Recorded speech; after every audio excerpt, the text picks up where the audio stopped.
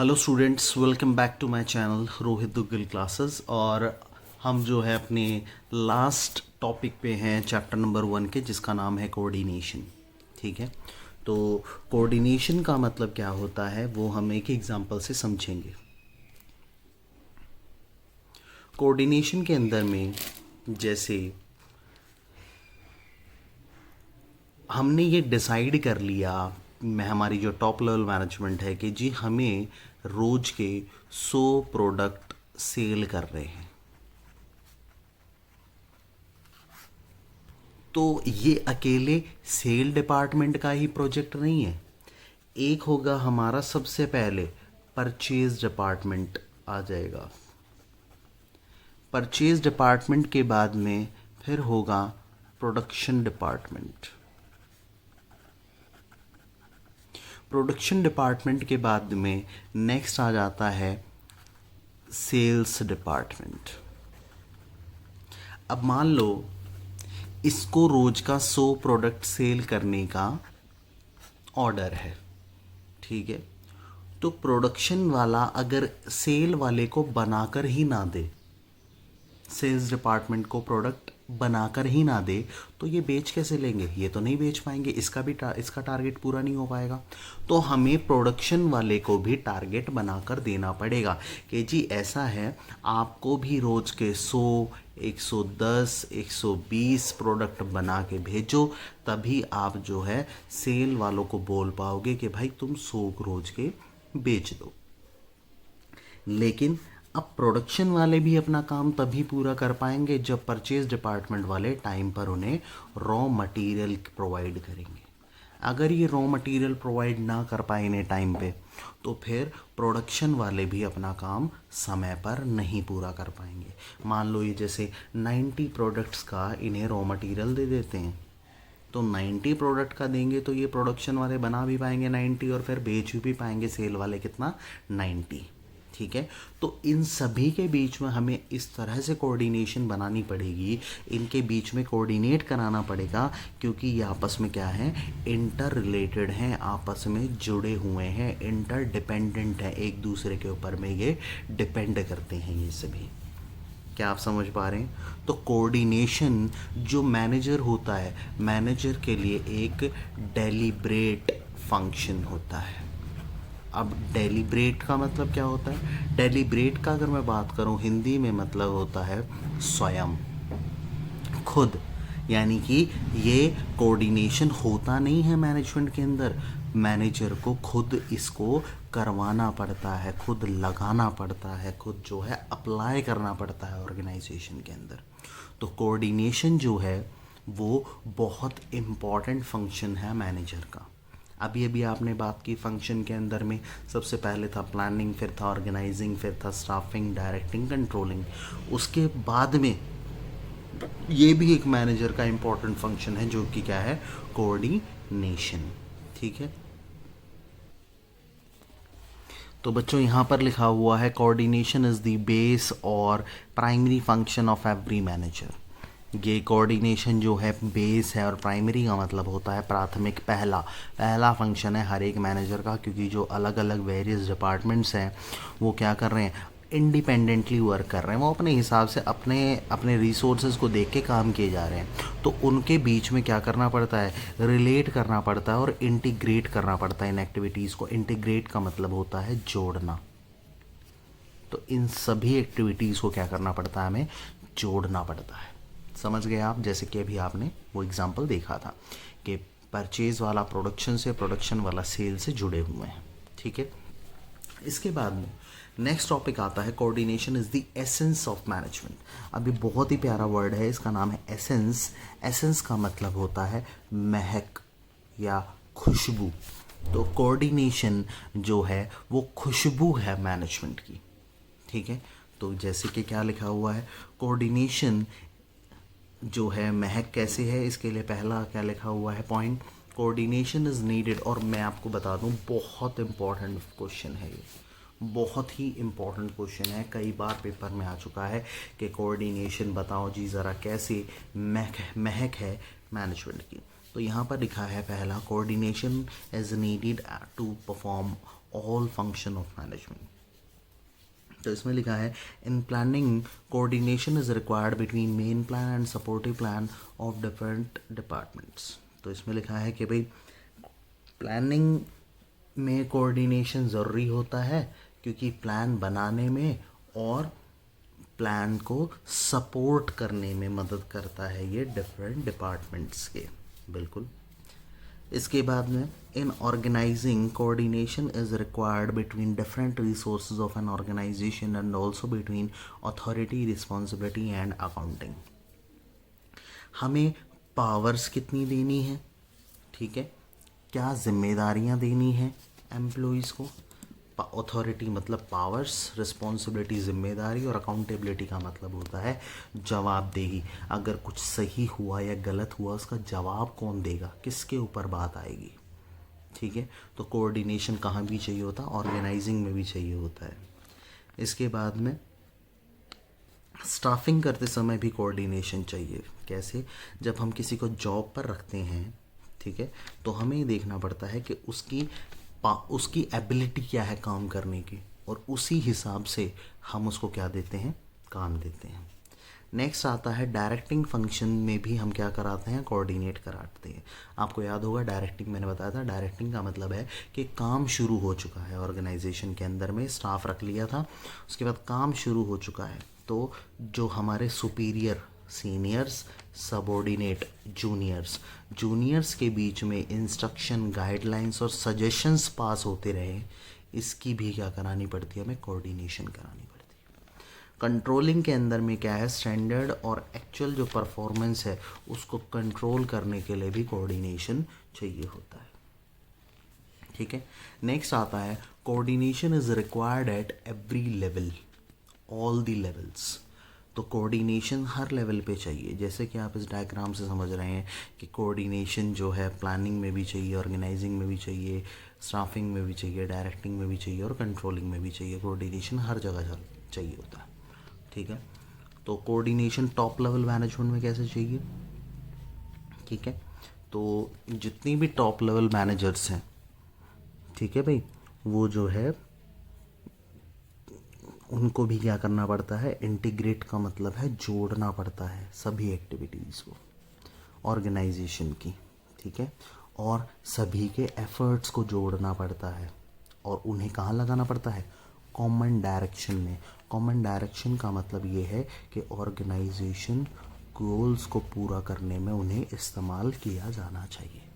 जितने भी लोगों के एफर्ट्स हैं उन सबको जोड़ के ऑर्गेनाइजेशन के गोल्स में लगाना चाहिए, को अचीव करने के लिए लगाना चाहिए। इसलिए कोऑर्डिनेशन टॉप लेवल मैनेजमेंट में भी चाहिए। नेक्स्ट है coordination is required at middle level to balance the activities of different department so that these can work as a part of one organization only. वो कह रहा है कि जो मिडिल लेवल मैनेजर्स हैं वो क्या करते हैं, वो कोऑर्डिनेशन यूज़ करते हैं ताकि बैलेंस रहे एक्टिविटीज़ के बीच में जो कि डिफरेंट डिपार्टमेंट में हो रही हैं। ठीक है, ताकि ये रहे कि भाई वो सभी जो भी एक्टिविटी हैं वो एक ही ऑर्गेनाइजेशन का पार्ट है। Lower level require coordination to integrate the activities of worker toward achievement of organizational objective. ये भी यही कह रहा है कि भाई वर्कर्स के काम को भी जोड़ना चाहिए ताकि ऑर्गेनाइजेशन के ऑब्जेक्टिव क्या हो सके, अचीव हो सके। ऑर्गेनाइजेशन के ऑब्जेक्टिव, ऑर्गेनाइजेशन के गोल्स एक ही बात होती है। नेक्स्ट है कोऑर्डिनेशन मोस्ट इम्पॉर्टेंट फंक्शन है ऑर्गेनाइजेशन का। बिल्कुल सही बात है, बहुत ज़्यादा इम्पॉर्टेंट है। अगर हम कोऑर्डिनेट नहीं करवाएंगे एक्टिविटीज़ के बीच में तो फिर क्या होगा, ऑर्गेनाइजेशन ना तो सरवाइव कर पाएगी और ना ही कभी सक्सेसफुल हो पाएगी लॉन्ग पीरियड में। ठीक है, क्योंकि जो मर्ज़ी अपने हिसाब से काम करेगा फिर तो एम्प्लॉय, अगर हम कोऑर्डिनेट नहीं कराएंगे तो। ठीक है, जैसे मान लो प्रोडक्शन वाला है वो तो अपने मन मर्जी से काम करेगा। जैसे मान लो 2 प्रोडक्ट हैं, प्रोडक्ट ए, प्रोडक्ट बी। हमें सबसे पहले डिलीवरी देनी है प्रोडक्ट ए की, लेकिन अगर मैं कोऑर्डिनेट नहीं करवाऊंगा उसका सेल वाले के पास, सेल वाला कहेगा जी प्रोडक्ट ए आपको पहले डिलीवर करना है। अगर वो ये नहीं बताएगा तो वो तो अपनी मन मर्जी से हो सकता है प्रोडक्ट बी को बना ले। ठीक है, तो हमें इंटीग्रेट करना पड़ता है, जोड़ना पड़ता है सेल वाले को प्रोडक्शन वाले के साथ, ताकि सेल वाला बता दे कि जी पहले आप क्या बनाओ, प्रोडक्ट ए बनाओ, क्योंकि उसकी रिक्वायरमेंट आई हुई है फ़िलहाल। ठीक है, और ताकि हम उसको टाइम पर क्या कर पाएँ, डिलीवर कर पाएँ। इसके बाद में नेक्स्ट आता है फीचर ऑफ कोऑर्डिनेशन। इंटीग्रेट करता है ग्रुप एफर्ट्स को, सभी जानते हैं, जोड़ता है। Unity of efforts, unity of efforts का मतलब क्या होता है? यूनिटी ऑफ एफर्ट्स का मतलब होता है प्रोडक्शन वाला अपने एफर्ट्स कर रहा है, परचेज डिपार्टमेंट वाले अपना एफर्ट्स कर रहे हैं, मार्केटिंग वाले अपना एफर्ट्स कर रहे हैं, फाइनेंस वाले अपना एफर्ट कर रहे हैं, ठीक है, सेल डिपार्टमेंट वाले अपना एफर्ट्स कर रहे हैं। तो इन सबको क्या करना पड़ता है? यूनाइट का मतलब होता है क्या करना होता है? इनको इकट्ठा करना पड़ता है ताकि ये सारे एफर्ट्स एक जगह पर यूज़ हों इन वन डायरेक्शन। और वो डायरेक्शन क्या है? इन अचीवमेंट ऑफ ऑर्गेनाइजेशनल गोल, ताकि ऑर्गेनाइजेशन का गोल क्या हो सके? अचीव हो सके। ठीक है भाई, तो यहाँ पे लिखा है the main aim of every manager is to coordinate, the main aim of every manager is to coordinate the activities and function of all individual to common goal. Common goal यहाँ पर किसके लिए इस्तेमाल किया गया है? ऑर्गेनाइजेशनल गोल के लिए। ठीक है भाई,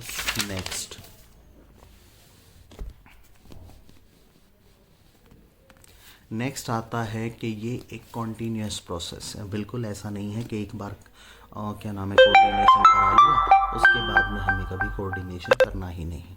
ठीक है, तो ऐसे नहीं होता है, हमें कोऑर्डिनेशन निरंतर करते रहना पड़ता है। ठीक है, कॉन्टीन्यूस प्रोसेस है।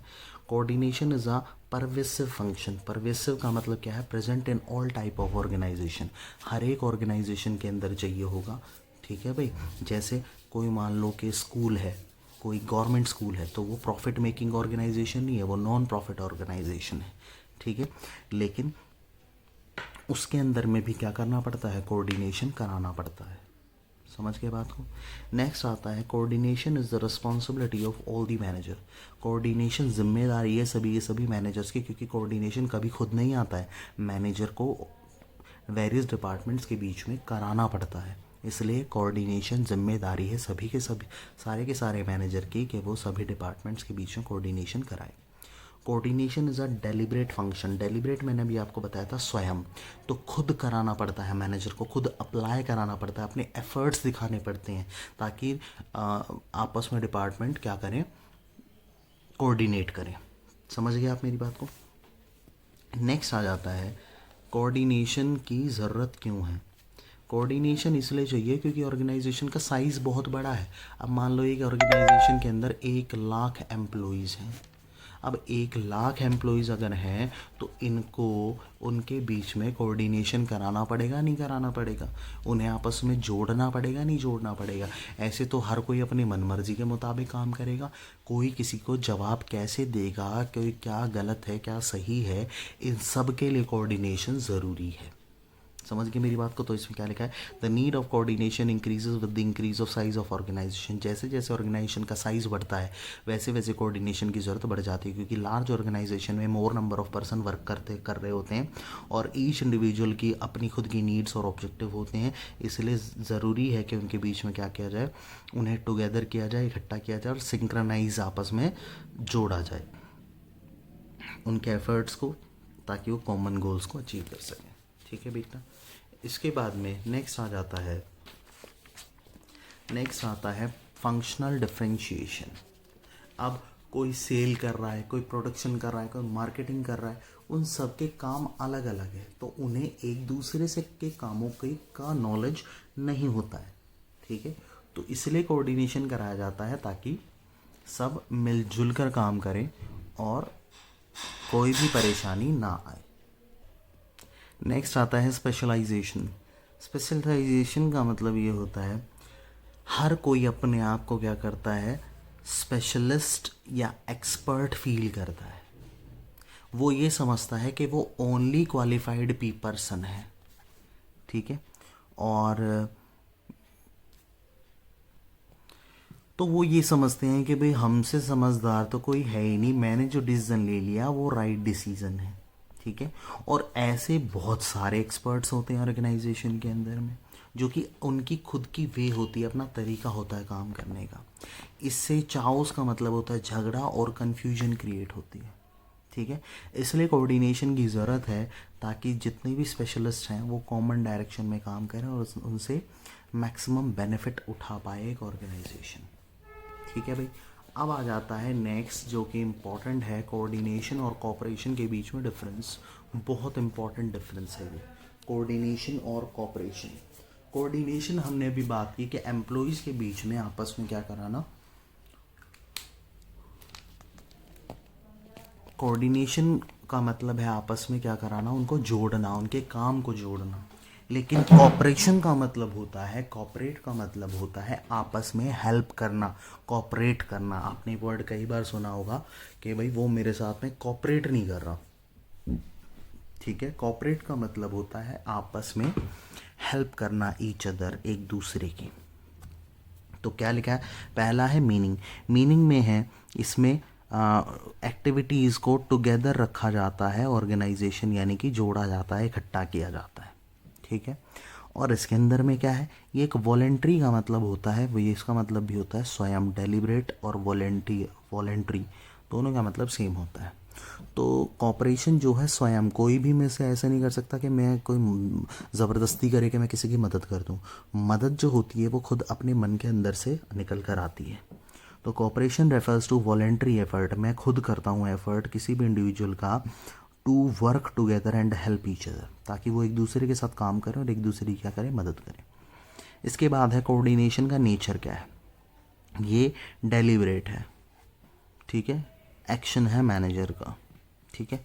और ये क्या है, वॉलेंट्री है। अब जैसे मान लो आपको ये समझ में नहीं आ रहा होगा, डेलिब्रेट का मतलब होता है मैं मैनेजर हूँ, मैं किसी के ऊपर थोप रहा हूँ कि भाई तुम्हें आपस में जो है एक दूसरे को कोऑर्डिनेट करना है, एक दूसरे के काम को बताना है, मैंने ये कर लिया, मैंने ये कर लिया।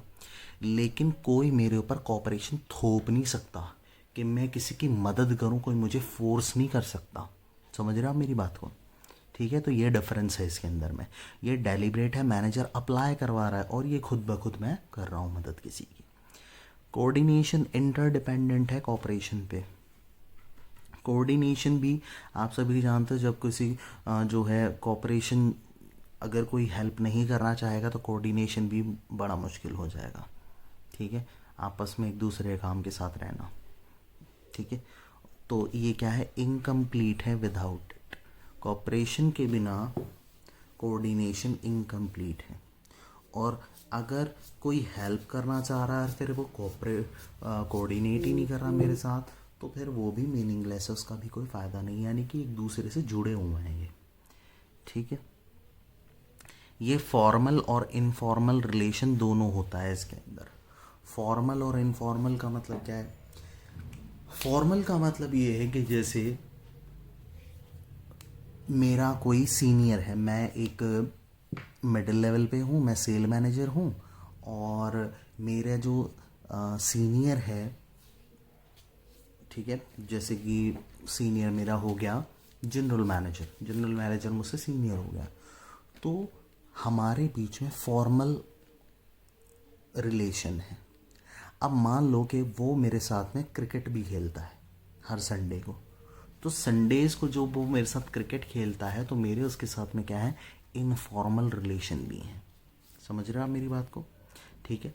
तो कोऑर्डिनेशन के अंदर में फॉर्मल और इनफॉर्मल रिलेशन बोथ रहते हैं, लेकिन कॉपरेशन के अंदर में कंप्लीट क्या रहते हैं, इनफॉर्मल रहते हैं। कोई मेरी मदद तभी कर पाएगा, कोई ऑफिसर उसके कहने पर नहीं करेगा कोई मेरी मदद, ठीक है। वो क्या करेगा, उसके अंदर से ये भावना अगर आएगी, फीलिंग आएगी कि उसे मेरी मदद करनी चाहिए, तो भी वो मेरी मदद करेगा। इसके बाद it includes cooperation and has a wider scope. इसके अंदर आती है कॉपरेशन, इसलिए इसका क्या है, वाइडर, बड़ा स्कोप है, और इसका क्या है बेटा, नैरो स्कोप है, ठीक है भाई। इसका क्या है, नैरो स्कोप है। तो 5 बहुत है इस चैप्टर के अंदर में, बस इतना ही था। आई होप आपको हमारी इस चैप्टर की जितनी वीडियोस हैं पसंद आई होंगी। लाइक करें, सब्सक्राइब करें और शेयर करें इस चैनल को।